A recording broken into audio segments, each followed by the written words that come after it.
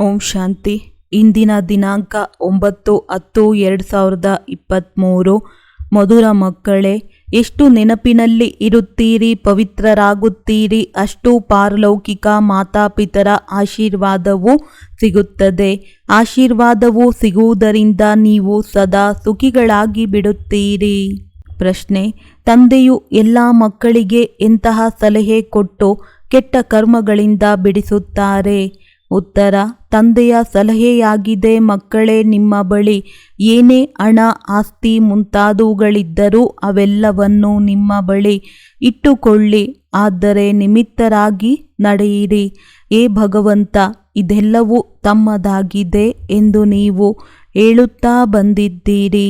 ಭಗವಂತನೇ ಮಕ್ಕಳನ್ನು ಕೊಟ್ಟರು, ಹಣ ಅಂತಸ್ತನ್ನು ಕೊಟ್ಟರು. ಈಗ ಭಗವಂತನೇ ಹೇಳುತ್ತಾರೆ, ಇವೆಲ್ಲದರಿಂದ ಬುದ್ಧಿಯೋಗವನ್ನು ತೆಗೆದು ನೀವು ನಿಮಿತ್ತರಾಗಿರಿ. ಶ್ರೀಮತದಂತೆ ನಡೆದಾಗ ಯಾವುದೇ ಕೆಟ್ಟ ಕರ್ಮಗಳಾಗುವುದಿಲ್ಲ. ನೀವು ಶ್ರೇಷ್ಠರಾಗಿ ಬಿಡುತ್ತೀರಿ. ಗೀತೆ: ಮಾತಾಪಿತರ ಆಶೀರ್ವಾದವನ್ನು ತೆಗೆದುಕೊಳ್ಳಿ. ಓಂ ಶಾಂತಿ. ಯಾವ ಮಕ್ಕಳು ನಮಗೆ ಬಾಯಿ ತಿರುಗುವುದಿಲ್ಲ, ಅನ್ಯರಿಗೆ ತಿಳಿಸಿಕೊಡಲು ಆಗುವುದಿಲ್ಲವೆಂದು ಹೇಳಿದರೆ ಸೇವಾ ಕೇಂದ್ರದ ಬ್ರಾಹ್ಮಣಿಯರು ಅವರಿಗೆ ಹೇಗೆ ಕಲಿಸಬೇಕೆಂಬುದನ್ನು ಶಿವತಂದೆಯು ತಿಳಿಸುತ್ತಾರೆ. ಚಿತ್ರಗಳಲ್ಲಿ ತಿಳಿಸುವುದು ಬಹಳ ಸಹಜವಾಗಿದೆ. ಹೇಗೆ ಚಿಕ್ಕ ಮಕ್ಕಳಿಗೂ ಸಹ ಚಿತ್ರಗಳನ್ನು ತೋರಿಸಿ ತಿಳಿಸಬೇಕಾಗುತ್ತದೆ ಎಲ್ಲವೇ. ತರಗತಿಯಲ್ಲಿ ಎಲ್ಲರೂ ಬಂದು ಕುಳಿತುಕೊಂಡರು ಮತ್ತು ಮುರುಳಿ ಪ್ರಾರಂಭ ಮಾಡಿಬಿಟ್ಟಿರಿ ಎಂದಲ್ಲ. ಮೊದಲು ಬಹಳ ಪ್ರೀತಿಯಿಂದ ಅವರಿಗೆ ತಿಳಿಸಬೇಕು. ಮಕ್ಕಳು ಗೀತೆಯನ್ನಂತೂ ಕೇಳಿದ್ದೀರಿ. ಒಬ್ಬ ಮಾತಾಪಿತನಾಗಿದ್ದಾರೆ, ಯಾರನ್ನು ನೀವು ಮಾತಾಪಿತ, ನಾನು ನಿಮ್ಮ ಬಾಲಕ ಎಂದು ನೆನಪು ಮಾಡುತ್ತಿರುತ್ತಾರೆ. ಅವರೇ ಸೃಷ್ಟಿಯ ರಚಯಿತನಾಗಿದ್ದಾರೆ. ಮಾತಾಪಿತರು ಅವಶ್ಯವಾಗಿ ಸ್ವರ್ಗವನ್ನೇ ರಚಿಸುತ್ತಾರೆ.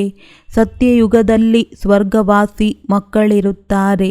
ಆದರೆ ಇಲ್ಲಿಯ ತಂದೆ ತಾಯಿ ಸ್ವಯಂ ತಾವೇ ನರಕವಾಸಿಗಳಾಗಿರುವುದರಿಂದ ನರಕವಾಸಿ ಮಕ್ಕಳಿಗೆ ಜನ್ಮ ನೀಡುತ್ತಾರೆ.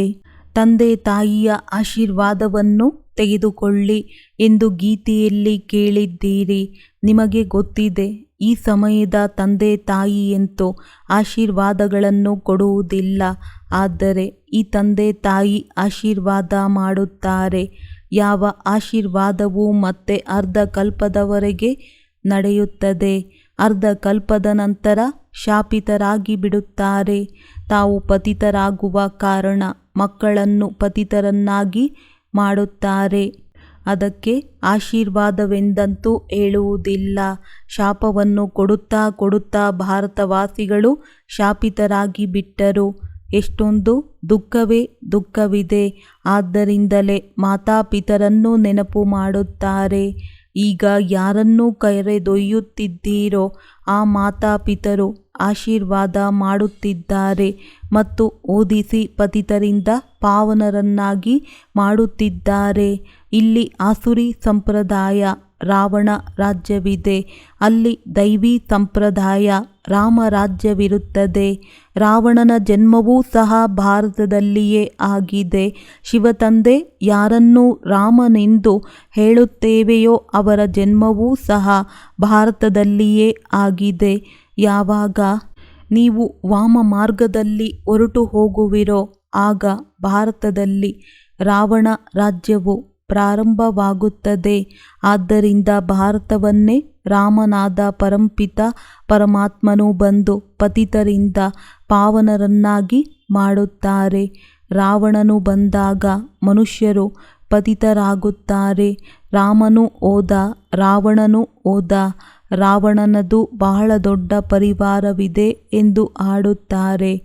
ರಾಮನ ಪರಿವಾರವಂತೂ ಬಹಳ ಚಿಕ್ಕದಾಗಿದೆ. ಮತ್ತೆಲ್ಲ ಧರ್ಮಗಳು ಸಮಾಪ್ತಿಯಾಗಿ ಬಿಡುತ್ತವೆ, ಎಲ್ಲದರ ವಿನಾಶವಾಗಿ ಬಿಡುತ್ತವೆ. ಬಾಕಿ ನೀವು ದೇವಿ ದೇವತೆಗಳೇ ಇರುತ್ತೀರಿ.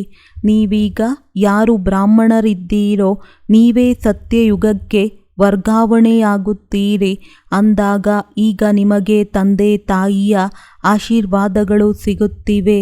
ಆ ಮಾತಾಪಿತರು ನಿಮ್ಮನ್ನು ಸ್ವರ್ಗದ ಮಾಲೀಕರನ್ನಾಗಿ ಮಾಡುತ್ತಾರೆ. ಅಲ್ಲಂತೂ ಸುಖವೇ ಸುಖವಿರುತ್ತದೆ.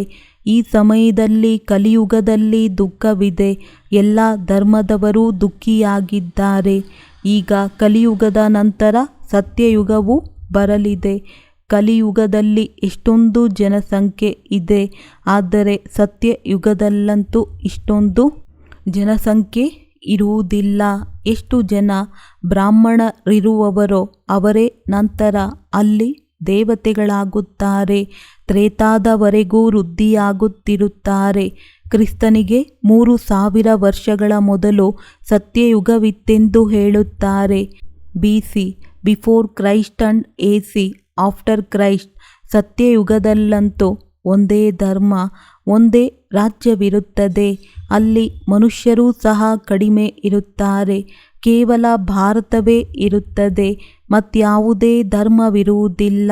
ಕೇವಲ ಸೂರ್ಯವಂಶೀಯರೇ ಇರುತ್ತಾರೆ. ಚಂದ್ರವಂಶೀಯರು ಇರುವುದಿಲ್ಲ. ಸೂರ್ಯವಂಶೀಯರಿಗೆ ಭಗವಾನ್ ಭಗವತಿ ಎಂದು ಹೇಳಬಹುದು, ಏಕೆಂದರೆ ಅವರು ಸಂಪೂರ್ಣರಾಗಿದ್ದಾರೆ. ನೀವು ಮಕ್ಕಳಿಗೆ ಗೊತ್ತಿದೆ, ಪತಿತ ಪಾವನನಂತೂ ಒಬ್ಬ ಪರಂಪಿತ ಪರಮಾತ್ಮನೇ ಆಗಿದ್ದಾರೆ.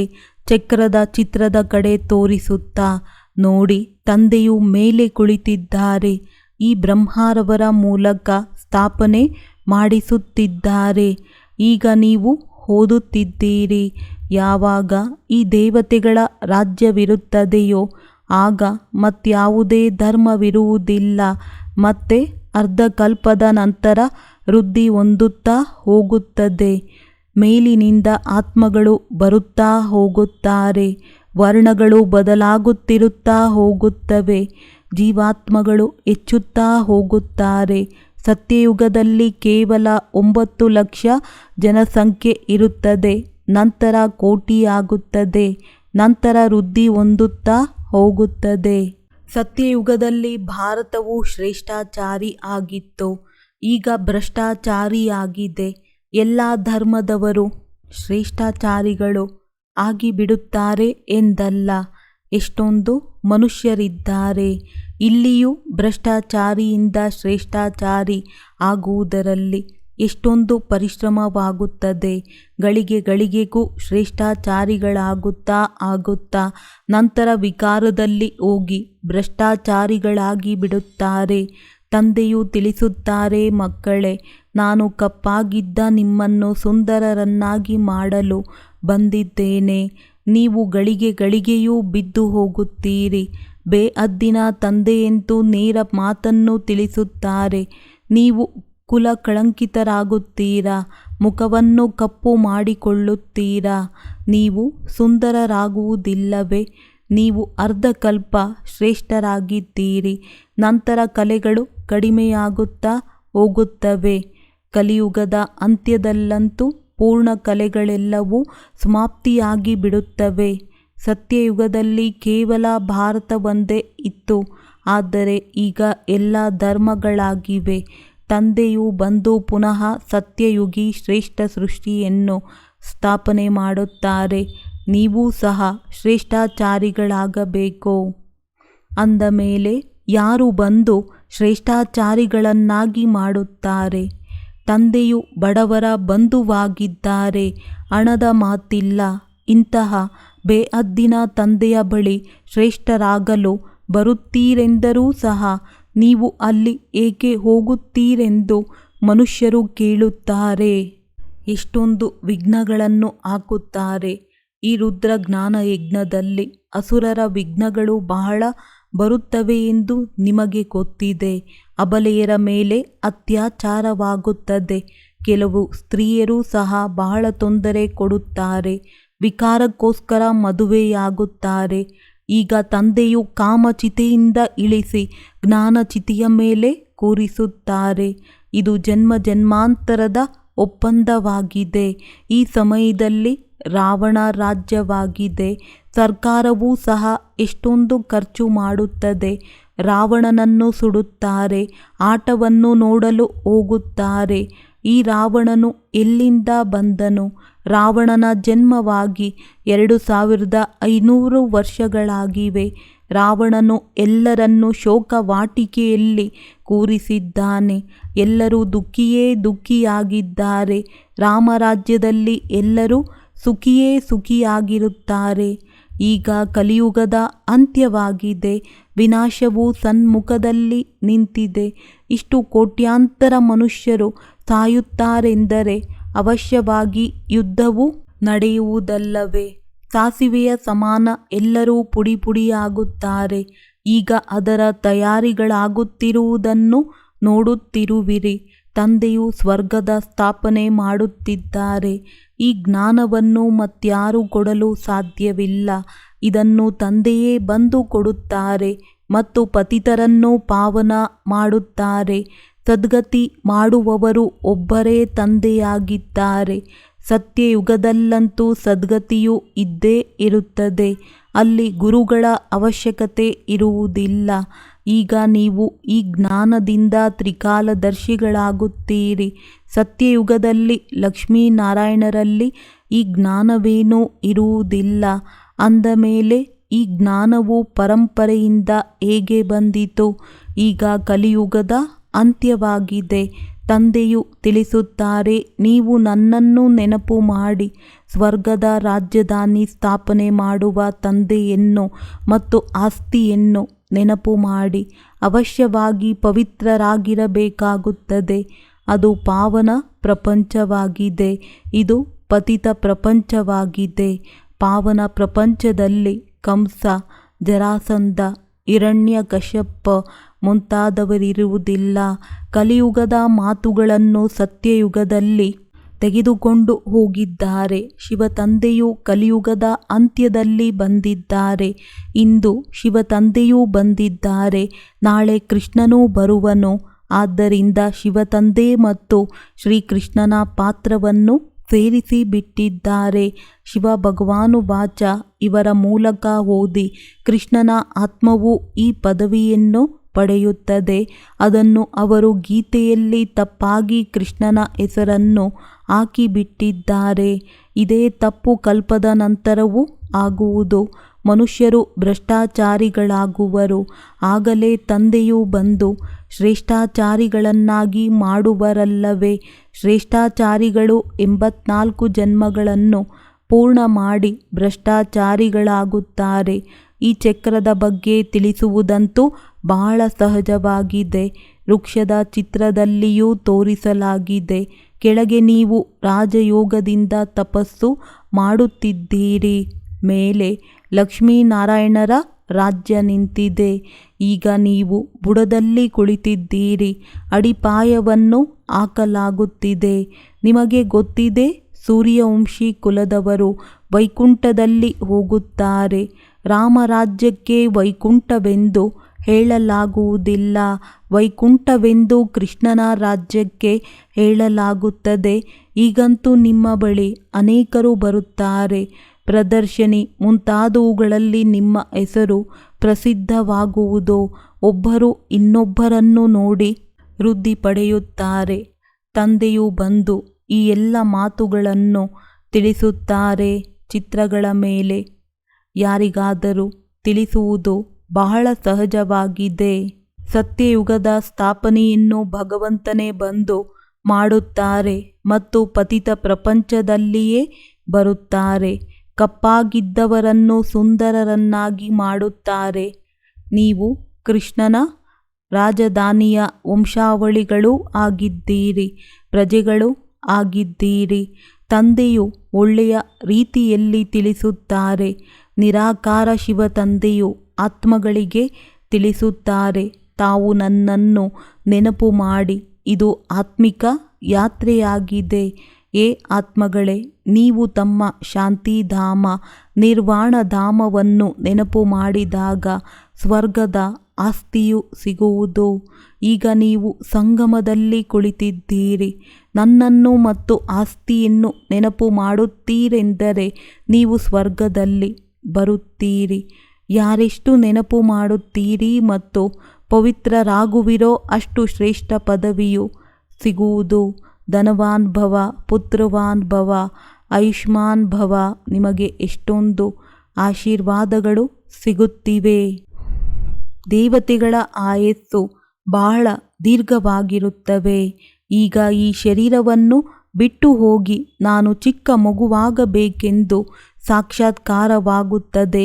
ಅಂದಾಗ ಇದು ಆಂತರ್ಯದಲ್ಲಿ ಬರಬೇಕು.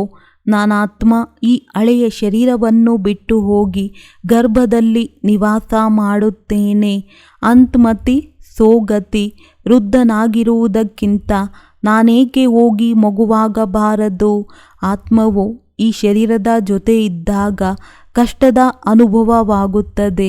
ಆತ್ಮವು ಶರೀರದಿಂದ ಬೇರೆಯಾದಾಗ ಆತ್ಮಕ್ಕೆ ಯಾವುದೇ ಕಷ್ಟದ ಅನುಭವವಾಗುವುದಿಲ್ಲ. ಶರೀರದಿಂದ ಬೇರೆಯಾಯಿತೆಂದರೆ ಮುಗಿಯಿತು. ನಾವು ಈಗ ಹೋಗಬೇಕಾಗಿದೆ.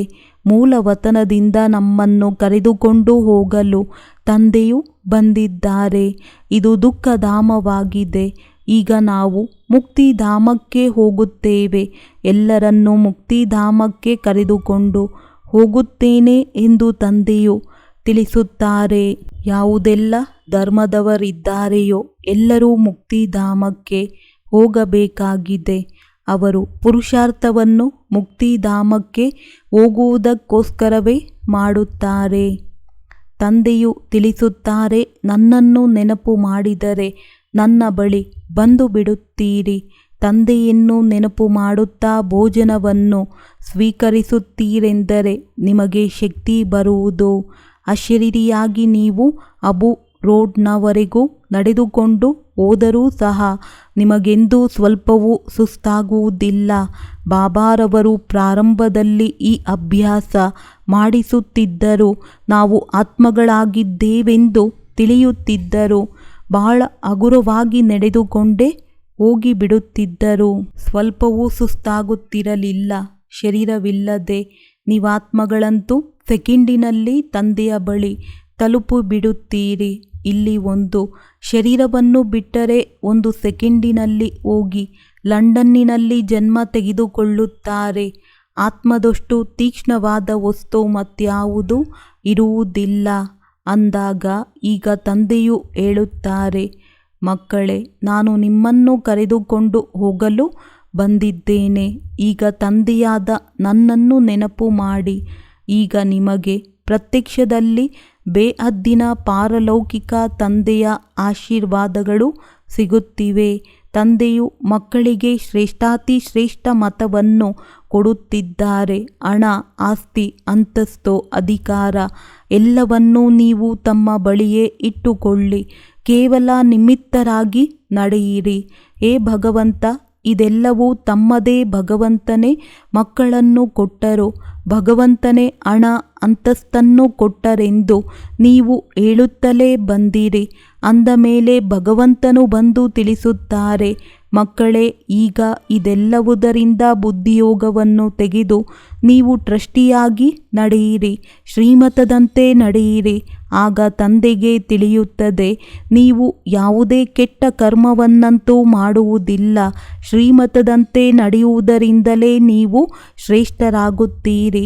ಆಸುರಿ ಮತದಂತೆ ನಡೆಯುವುದರಿಂದ ನೀವು ಭ್ರಷ್ಟರಾಗಿದ್ದೀರಿ.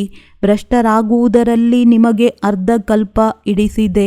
16 ಕಲೆಯಿಂದ ನಂತರ 14 ಕಲೆಯುಳ್ಳವರಾಗುತ್ತೀರಿ. ಅಂದ ಮೇಲೆ ಇದರಲ್ಲಿ ಸಮಯವಂತೂ ಹಿಡಿಸುತ್ತದೆಯಲ್ಲವೇ? ಒಳ್ಳೆಯದು.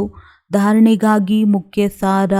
ನಡೆಯುತ್ತಾ ತಿರುಗಾಡುತ್ತಾ ಅಶರೀರಿಗಳಾಗಬೇಕಾಗಿದೆ. ಒಬ್ಬ ತಂದೆಯ ನೆನಪಿನಲ್ಲಿದ್ದು ಭೋಜನವನ್ನು ಸ್ವೀಕರಿಸಬೇಕಾಗಿದೆ.